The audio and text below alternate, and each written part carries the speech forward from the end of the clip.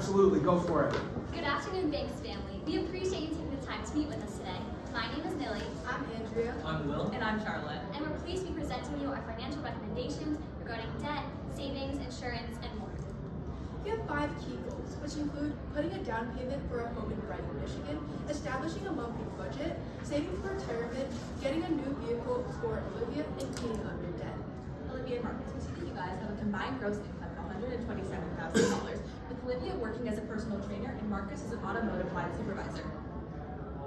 Marcus, you have noted that you want a part-time job, so we recommend that you become a mechanic. And if you do this for about 15 hours a week, that gets paid at an average of $21 a week, $20 per hour, you get paid around $12.58. Additionally, So guys, why don't you just move just a little bit to the right? There we go, so we can see your slides too. Okay. Perfect. Okay, I want thank you. to make sure I hear and see. Okay. Got thank it. That's perfect. Yep. Additionally, Olivia, we recommend that you get a part-time job as well before the baby comes, as having a child is going to be very expensive. So we recommend working as a barista, which pays $14.10 on average. And by working 14 hours a week, you'll get an extra $708 after taxes. Now we're going to get into a couple of small adjustments in regards to your fixed expenses. The first place where we can save money is Marcus's Fitness Club membership. We recommend you switch to Planet Fitness for $15 a month instead of your current membership, which is $40 a month. Secondly, we've noticed that you guys have a lot of subscriptions totaling to $74 a month. By cutting out all of your Amazon membership, you can still access all of your services such as TV, music streaming that you previously paid for, all at a lower price at $14.99. Next, we noticed that you're spending $150 a month on sports betting. Marcus, while sports betting might be fun, it's completely unnecessary when you have so much debt to pay. Another part that we're concerned about is the amount of money being spent on DoorDash and eating out. Using base values, we estimated that this is about $600 a month. And we understand that cooking isn't your favorite thing, so we recommend meal prepping by cooking 7 days worth of meals on Sunday and preparing this, and this will bring your grocery costs to $400. Personal care and lifestyle are still important even while budgeting, so we recommend putting $150 towards personal care and $210 towards lifestyle. This can be used for hygiene products, occasional outings with coworkers and friends, and extra things needed around the house. Now the last easy change to your monthly budget is your habit of using buy now, save later. You both expressed feeling handcuffed by these payments, so we recommend stopping these services. As an alternative, we recommend using your credit or debit card. Now to summarize, here's a chart including all small adjustments to your monthly budget. Now let's go over the larger adjustments to your monthly budget. Olivia, you need a new car once your lease expires, so we recommend buying a used car instead of doing another lease. Marcus is now a part-time mechanic, so he will be able to fix up small things in the car if needed. A great choice of car for you guys is a 2021 Chevrolet with 63K miles priced at about $12K with a monthly payment that turns out to be $226 a month given no down payment. Now, when it comes to your car, Marcus, we recommend selling it and getting a used car instead. We estimate your current monthly payment to be about $940 a month, which is extremely high. And by selling this car, you can probably get about $34,800 for the car, and adding on from a bit of your checking account, you can pay off that $35,000 you have in your loan. After selling the car, we suggest you also buy a used 2020 Ford for $15,000, decreasing the monthly payment to only $294. You should also buy the car under Olivia's name, as she has a better credit score and can get a lower interest rate on her payment. Additionally, we have set aside $235 for gas money. Next, we notice that you have separate checking and savings accounts. But to promote transparency, we suggest that you use a joint savings and a joint checking account. And this can help both of you keep each other accountable in regards to your budget commitments, and we recommend contributing $200 to the savings account and $170 to the checking account monthly. Currently, we've noticed that you guys do not have an emergency fund, so we recommend building an emergency fund of at least $28.5K, contributing $381 a month. This would be enough to cover 3 to 6 months of expenses in case of an unpredictable circumstance. Next, we recommend that you both set up a health savings account and contribute $4,000 annually. This will help save for your $5,000 deductible family health plan. You can withdraw any remaining funds from your health savings account before the age of 58. By doing this, you can pay less in taxes and also rest assured knowing that you have money saved up in case of an emergency. Using standard values, the account is projected to have about $184,000 when Olivia is 58 years years old. We also don't really want to mess with Marcus's weight loss medication because it can lower life insurance policies and improve the quality of life. Next, we noticed that you both have separate auto insurance policies. So we recommend combining through Liberty Mutual and lowering your monthly payment to $321 a month. This will lower your monthly payments by $24. Another important thing that we realized you guys were missing was life insurance. So Marcus, while you have these employer benefits with life insurance, that is not enough to sustain your wife and child lifestyles in case of a tragedy. Thus, we suggest these two life insurance policies for both Marcus and Olivia, which will be just about $40 a month and covers approximately $1,350,000 in case of a tragedy.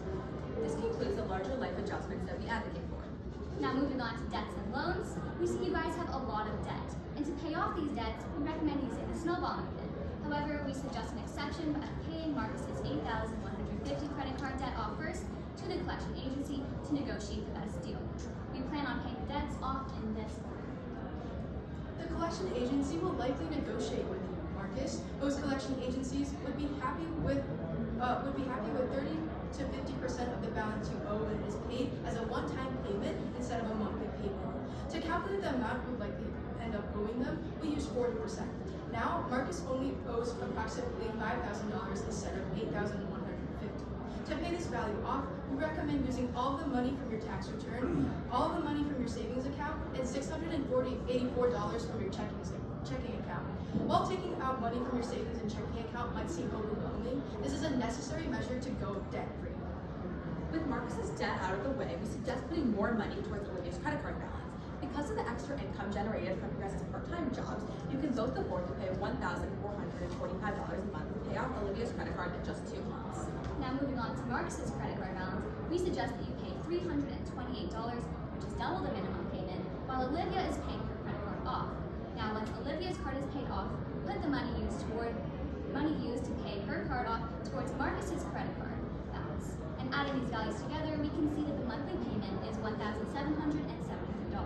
Contributing an extra $5 from your checking account can allow you to pay off your credit card in 2 months after paying off Olivia's credit card. So to recap, we paid off the collection agency using the tax refunds and also savings immediately. Then we paid off Olivia's credit card in 2 months, then Marcus's credit card 2 months, leaving you guys completely credit card debt free in just 4 months. Now moving on to student loans. For Olivia's student loans, we recommend refinancing by combining her public student loan and private student loan. Olivia, we noticed that your private student loan interest rate is extremely high at 8.25%, and that you owe $22,000 on your private loan and $20,000 on your public loan. By using standard values to combine this plan, we overall will have a lower interest rate of only 6.85%, which will allow you guys to pay less interest in the long run. Overall, right now, Olivia, you pay $584 monthly, and Marcus, you pay $260 monthly. We recommend keeping these values the same for right now and possibly refinancing your student loans in the future. Now let's go on to your savings. We know that one of your main goals is to put a down payment on a house in Brighton, Michigan. Unfortunately, we don't believe you guys are in a position right now to put a down payment on a house. But we did notice that you guys have $10,000 saved as of now, and Olivia's parents would match that. While searching for a house, we found this house, which is $225,000. If you were to buy this house and put 10% down, you would need $22,500. This means you guys would need an extra $1,250 before the baby is born to put a down payment on this house. Using the extra income to help pay $250 a month, in just 5 months you'll be able to put a down payment on this house. Getting a house right now makes the most sense because childcare is expensive, and getting help from your parents will save you a lot. Putting 10% down will lead to your monthly mortgage being $1,307, and a private mortgage insurance that is about $100 a month, bringing your monthly total payment to $1,400 based on a PMI rate of 0.58%. This is about the same price as your rent and pet fee right now. Rent is about $1,376, the pet fee is $50, and combined they add up to $1,426. Now moving on to childcare savings. Marcus and Olivia, once your child is born, you will need to pay for childcare on the 2 days that your parents are not able to supervise. We found a great daycare place in Brighton named Baby Banks that costs $400 a month, $480 a month. And we recommend that you start putting $150 a month to save for this at minimum. This will be beneficial since you won't see a sudden hike once you start sending your child to daycare. Now let's discuss your child's college savings. Olivia, you mentioned wanting to start saving for your child's college fund. So we recommend putting a minimum of $154 into an MSP 529 account. And if you just continue paying this payment of $154 a month to your child into college, you'd be able to pay half the tuition of a 4-year college. We recommend adding more as your child gets older. Now let's talk through your guys' retirement savings. You both need to start contributing to your 401k and Roth IRAs as soon as possible. We recommend Marcus contribute $420 a month to his 401k to get the full employer match and also create a Roth IRA. For Roth IRAs, start with $295 a month while you're paying off the credit card debt. After the 4 months, increase to $585 a month each to maximize the profits you get from your Roth IRA.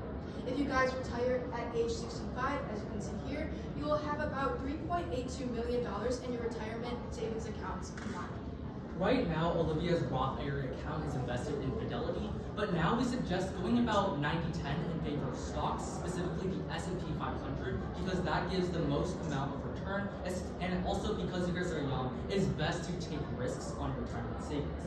But also, you should all move towards a 90-10 in favor of bonds as you're older, just to play it safe. So to recap, we shaved down on the small fixed expenses and created a monthly budget. Then we made some larger adjustments, which included switching cars to their monthly payments, setting up emergency funds, life insurance, and more. Next, we figured out a way to free up your credit card debt in only 4 months. We also refinanced Olivia's student loan for a better interest rate. Lastly, we set aside money for the long term in retirement savings, childcare services, a down payment on the house, education, and more. Thank you for trusting us to help you achieve all 5 of your financial goals. We are confident that your family will have a bright future if you make these outline adjustments. Thank you. Wow, the way you guys floated back and forth like that, I mean, I'm just giving you feedback right now. That was, I don't know how much you rehearsed this, A lot. but the way you guys all played a part was very, very clear, Thank you so which much. we Thank you love. so much. Thank you. I don't want to hear from just one person, I want to hear all of you. That was really nice. Thank you. So I have a question for you. Buying the home, I know that you calculated what the mortgage would be. Are there any additional expenses that would be in our budget from the home? I know we have to pay like property taxes. There's probably homeowners insurance and stuff. Is that included in the budget? Yeah, one thing that is included is an HOA, but the monthly payment that I had on the board was including it. I'm sorry, what's that? The HOA, there's an HOA fee that is included, and that is on the board, as well as the private mortgage insurance that they'll be paying off. Those were the 2 main payments we have on top of it. Oh, property taxes. In addition, we don't have to pay renter's insurance anymore, so that money can go towards the homeowner's insurance. Okay. Life insurance, it was more expensive for his than it is for mine. Why? That's mostly because of so we factored in like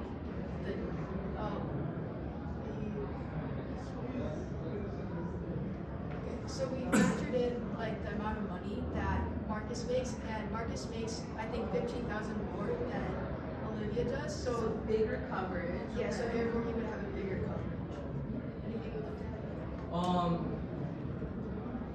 It also, with Marcus earning about, I believe, like $50,000 more than Olivia, he also gets a large amount of coverage. So, for example, Marcus gets $750,000 of coverage, while Olivia is getting $600,000 of coverage, which basically is the reason for this. I thought it was just lifespan because we live longer. And that could also be why. Go ahead. You guys, you made a suggestion that Olivia should consolidate those 2 student loans. If I could take a quick look, are separate, and I believe combining the 2.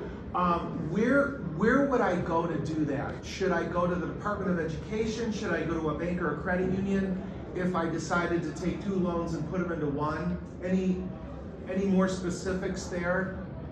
I think you could go to a bank. Obviously, you Okay. have to focus on both of the loans and Okay. figuring out if you could. But Okay. in your case, you definitely can refinance and getting a lower interest rate. You could go to Okay. a bank. And if we refinance, would that affect the possibility of the save or the IBR?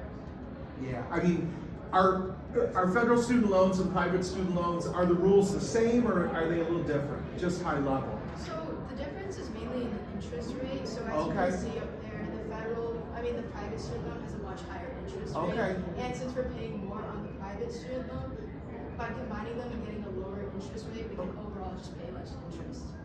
Yeah, so despite them being very different, there are options to negotiate them and get a better deal by financing them. Even though I'm increasing the interest on one of my loans. Yeah, overall, in the long span, this is still the lower interest paid total. Because there's more money owed on the private student. One last question for you. You guys had talked about paying off the credit card debt and negotiating with creditors. Is that going to affect my credit score if I negotiate with creditors to pay off my debt rather than just paying it off? So basically, by paying off like these bills, it actually helps you like increase your credit score because you're paying off those bills and remaining on budget and being able to pay off like all that debt that's owed. Especially since as you pay like all your bills, your credit score increases. So that does factor in and actually increases your credit score and doesn't decrease. The biggest factor that affects your credit score is the the amount that you owe. So if we get rid of this huge debt, we believe that it would actually be beneficial for Marcus's credit score. Especially considering the current situation where we're just avoiding it, this is going to be comparably much better. Are you good? Yeah. In terms of questions, I am MJ, are you? All right, you guys, great job, well done. Thanks for. So much.